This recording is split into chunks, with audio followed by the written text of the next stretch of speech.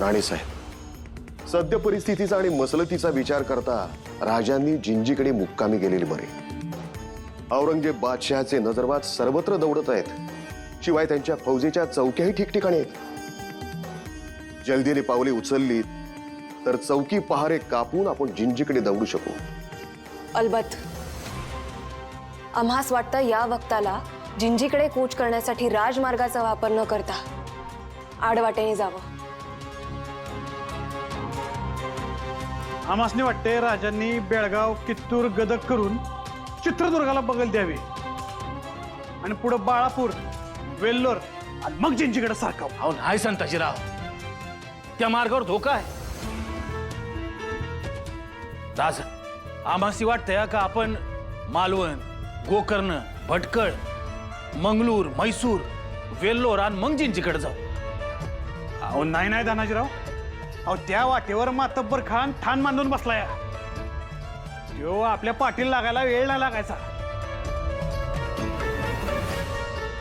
सगळ्यांच्या टकुऱ्याने कावळ्याचा कारभार होतोय, राजाचा दरबार नाही.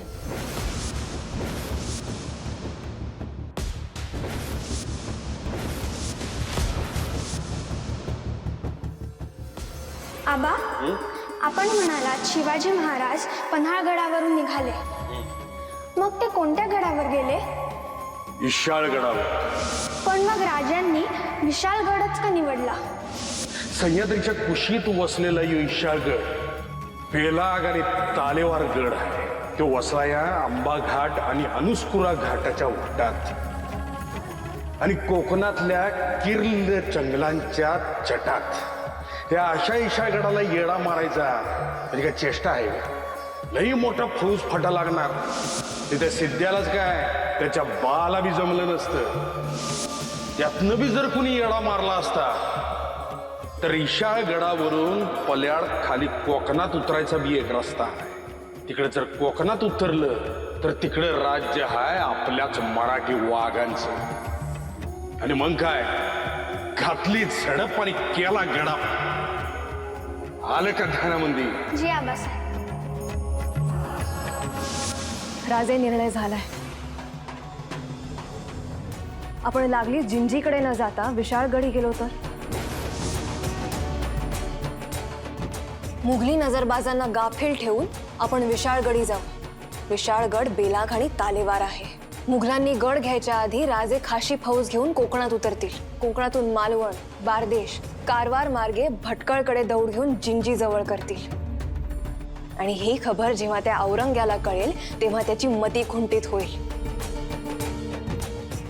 आणि तोपर्यंत खासे छत्रपती चित्त्याच्या वेगाने जिंजी जवळ करतील.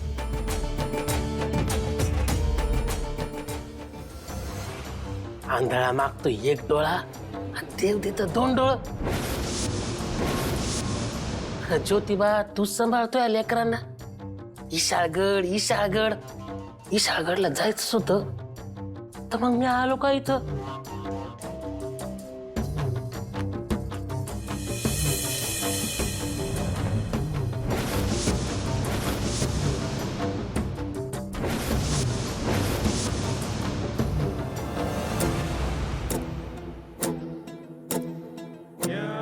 पूरे हिंदुस्तान में हमारे सिर्फ दो ही दुश्मन हैं, एक ये मराठे और दूजा उन मराठा शेरों को पनाह देता ये सह्याद्री. गुस्ताखी माफ आला हजरत. और आप इस नक्शे पर क्या देख रहे हैं? देख रहे हैं पनालगढ़ के नजदीक ऐसा कौन सा मजबूत किला है या फिर सरहदी मुल्कों में ऐसी कौन सी जगह है जहां पे वो राजाराम महफूज रह सकता है. बड़ी पते की बात कही आपने अली जी. सलाम अब्बा हुजूर. सलाम. उन मराठों में इतनी हिम्मत आती कहां से है? कैद में है हमारे, फिर भी इतना गुरूर. हुआ क्या है जीनत, क्या हुआ है? उस येसुबाई ने इस दस्त पर अपनी मोहर लगाने से साफ साफ इनकार कर दिया है.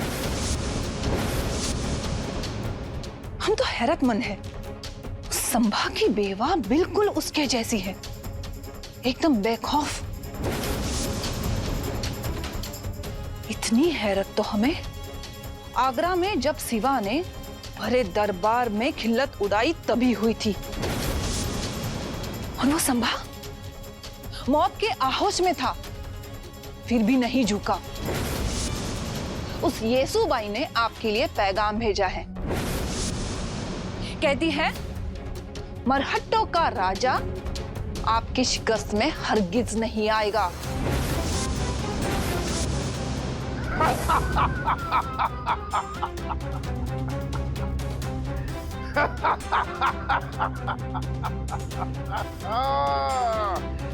उसकी ये जुर्रत! कहाँ जाएगा राजा राम? कब तक भागेगा? राजा है वो मराठों का। राजा कभी छुप नहीं सकता, अपने आप को छुपा नहीं सकता।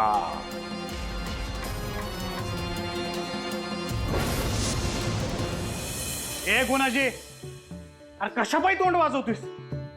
अरे मसलच चालली आहे ना व? अरे आपण कुठं आहे, कोणासमोर उभा आहे याचं जरा भान ठेव. आता जर इथनं पुढे तोंड वाजवलंस ना तर ताजीराव, वकुबाने लहान असले तरी त्यांचा प्रश्न अगदी रास्त आहे. गुणाजीराव, विशाळगड अगदी त्याच्या नावासारखा विशाल आहे. तो वसलाय सह्याद्रीच्या कुशीत आणि कोकणाच्या मुशीत. अंबा घाट आणि अनुस्कुरा घाट यांना वेगळा करणाऱ्या सह्याद्री पर्वतरांगाच्या अंगा खांद्यावर अगदी दिमाखात उभा आहे. खरंय राणी साहेब, थोरले छत्रपती सिद्धी जोहरच्या वेढ्यातून निसटले तेव्हा त्यांनी ही विशाळगडाचीच निवड केली होती. म्हणून म्हणतोय आम्ही राजे, आपण विशाळगडी अज्ञातवासात राहू, जसे पांडव 1 वर्ष राहिले होते. पण राणीसाहेब का? पंतामात्य, राजे कुठेही गेले तरी त्यांचा लवाजमा, सरंजामे, अदब हे सारं काही आलंच. हे कितीही केल्याने लपत नाही. त्यामुळे या वक्ताला आम्हाला हेच रास्त वाटतंय की राजवस्त्रांचा त्याग करून काही काळ सामान्य माणसाच्या वेशात राहावं. हे केल्याने आपला शोध घेणं त्या औरंग्यालाही कठीण जाईल आणि आपल्या सगळ्यांना थोडी उसंतही मिळेल. आपण ईशाळगडावरच राहूया. अव तिथं या गुणाजीचं घर बी आहे. काय रे गुणाजी? वय वय राणी साहेब, मी आणि माझी बायको तिथंच राहतो. लय दिवस झाली जाणच झालं नाही. माझं कसं झालंय, आडली गाय आणि खाते काय. बरं, जाऊ आपण विशाळगडी.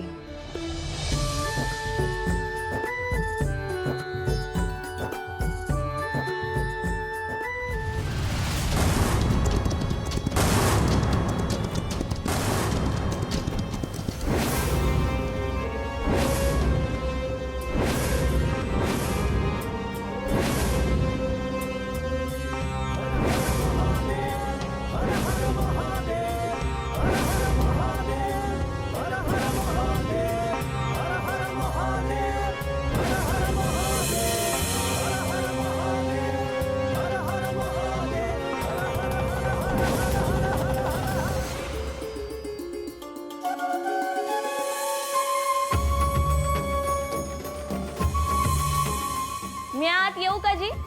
कोण? मी असा गुणाजी.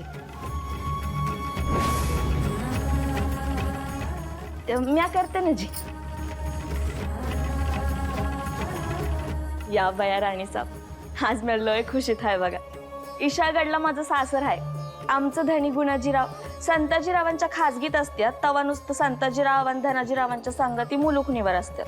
तवाना धन्यांची गाठ भेट न काय. आता ईशाळगडावर जाणार म्हणजे धन्याबरोबर राहायला मिळेल ना व. आणि मग या वर्षात नशिबात असेल तर आमच्या घरात बी पाहणं आलंच बघा. सगुणा, देर बहुत झाली, आवर लवकर. हात भराभरा चालव तुझे. भाईजी, काळ वेळ काय आणि तुमचं चाललंय काय?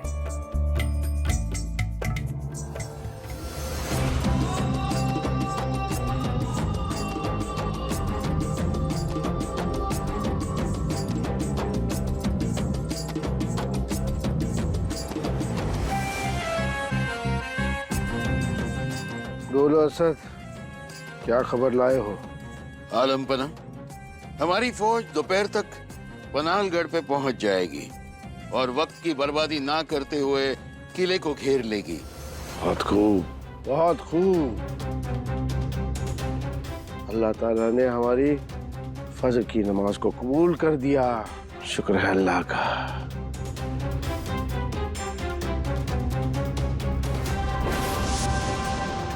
असद, तुम उछलते उछलते ये खबर सुनाने आ तो गए, लेकिन राजाराम किले पर तो है ना? फिर से भाग तो नहीं गया?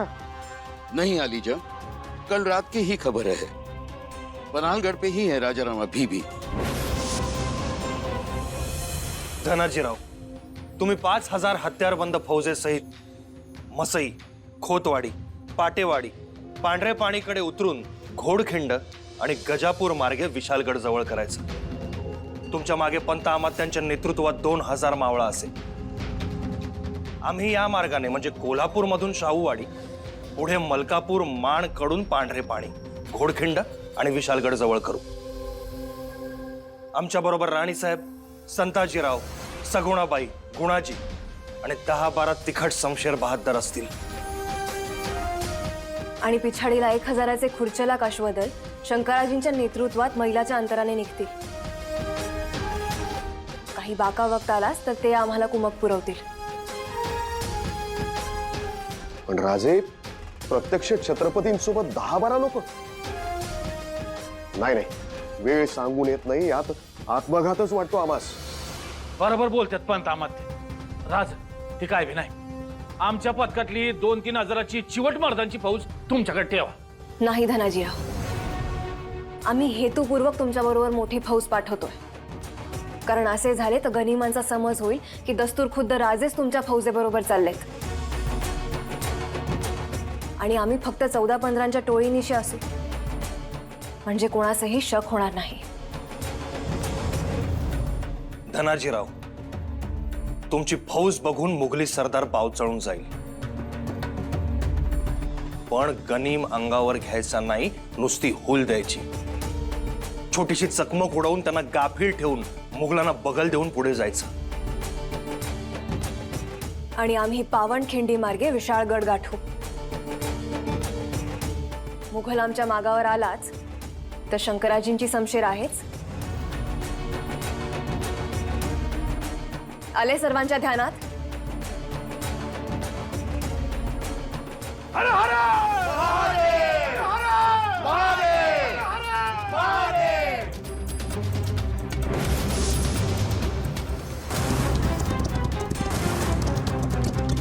हुजूर, खबर मिली है कि धनाजी जाधव ने हमला बोल दिया है। होशियार, जवाबी हमला बोल दिया जाए। कसम खां, मशरिक से मोर्चा आप संभालेंगे। जी हुजूर। और मगरिब से हम खुद हिमायत करेंगे। चिरागों के साथ तोपें तैनात रखो, मोर्चे संभालो। इस जंग का नतीजा धनाजी का जनाजा।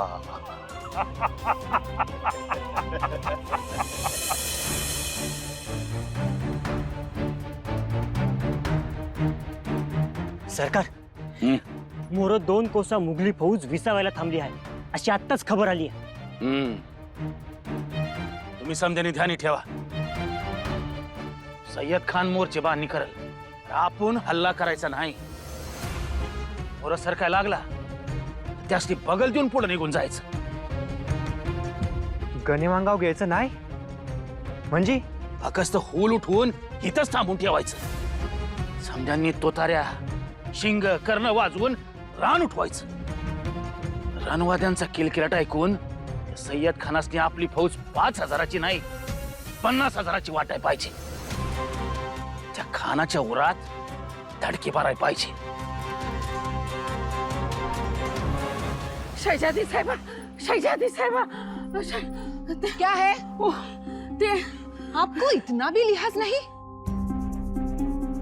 बिना वर्दी दिए शहजादी के छावनी में दाखिल होना गुनाह है। इसका इल्म नहीं आपको? नाही ते इलम का फिलम काय ते समजा कळतंय व पण आता माफी असावी. शैजादी साहेबा आम्हासनी मदत करा. अहो आमच्या जानकीबाई आहेत का नाही, त्यांची तब्येत ठीक नाही हो. कसं कसं होतंय तेच नाही. शैजादी साहेबा आम्हासनी मदत करा व आम्हासनी मदत करा.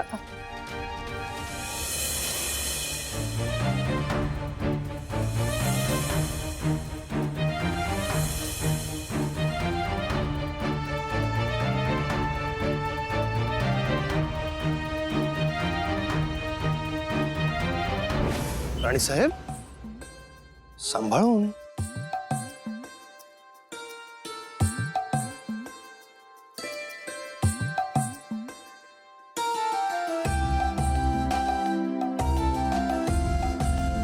जाऊया चला. अरे निकम्मो, असद, शहजादे, फौरन आओ. असद, हमें बताओ हमारी मुगलिया फौज कहाँ कहाँ तैनात है, बताओ हमें, बताओ. जी आलीजा, पनाहलगढ़ के पास शेख निजाम मुकर्रब खान अपनी 40,000 की फौज लिए घेरा डाल के बैठा हुआ है. पनाहलगढ़, हाँ हाँ. पुणे में रहुल्ला खान 20,000 की फौज और नासिक बागलान में इंद्रमन बुंदेला अपनी 10,000 की फौज लिए बैठा है. और गोवलकुंडा, गोवलकुंडा, गोवलकुंडा में बेदर बख्त, औरंगाबाद में शहजादे मुअज्जम बैठे हैं. यहाँ सावंतवाड़ी में खेम सावंत और हम्पी में फिरोज जंग. उसके साथ रायगढ़ पर इतिकाद खान अपने 30,000 की फौज लिए बैठे हैं. हाँ हाँ, यानी हमारी हथियारबंद फौज तो पूरे पूरे मुल्क में तैनात है, लेकिन वो पहाड़ी इलाकों का क्या, वो और सरहदी मुल्कों का क्या, वहाँ हमारे नजरबाजों की टुकड़ियाँ गश्त लगा रही है या नहीं? इन मराठों का कोई भरोसा नहीं है. ये काफिर पहाड़ी इलाकों में शेर बन जाते हैं, शेर. फिर इनके सामने टिक पाने की हैसियत हमारी फौज में नहीं है. आलिशा, इन सारे मुल्कों में हमारे कहीं 25 तो कहीं 50 तो कहीं 100 नजरबाजों की टुकड़ियां तैनात की जा चुकी है. हाँ हाँ, तो ठीक है. हाँ ठीक ही है. बघितलं आमच्या जानकीबाई किती बीमार आहेत ते. हकीम साहब,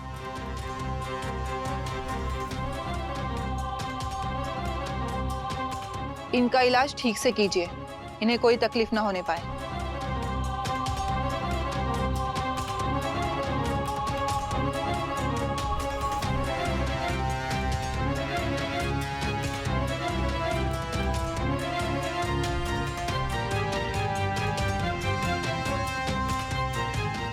शुक्रिया शहजादी साहेबा.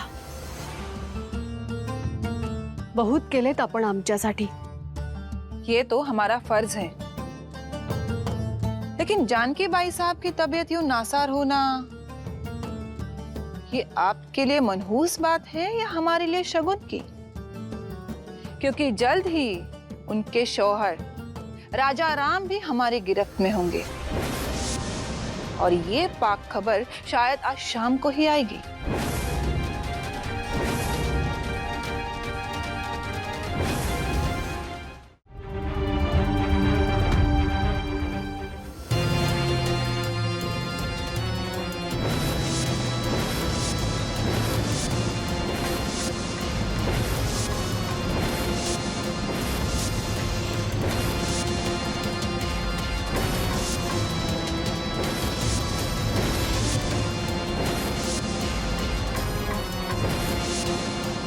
काय व काय पाहिजे तुम्हासनी? नाही म्हणजे आमासने असं का म्हणून घेरलंय? काय आपसातच वाटमारी करायचा इरादा आहे का काय? राजा राम,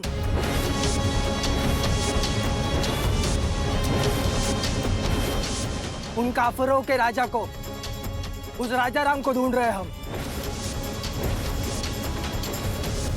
अरे अय खुळा आहे का काय? तुला काय आम्ही राजावानी दिसलो? तुझ्या ते पगडी खाली डोकं आहे ना, चालीव त्याला. अरे बाबांनो, राजाराम महाराज लई मोठं राजा आहे ती. त्यांच्या बरोबर फौज फाटा असतो या, लवाजमा असतो या. राजाराम महाराज असं एकटं फिरते तुम्ही, हा? कशा पायी वाट अडवतायस आमची? खामोश. ज्यादा होशियारी नहीं. खान साहब का हुक्म है, कोई भी मराठा दिखे तो उसे कैद करना है.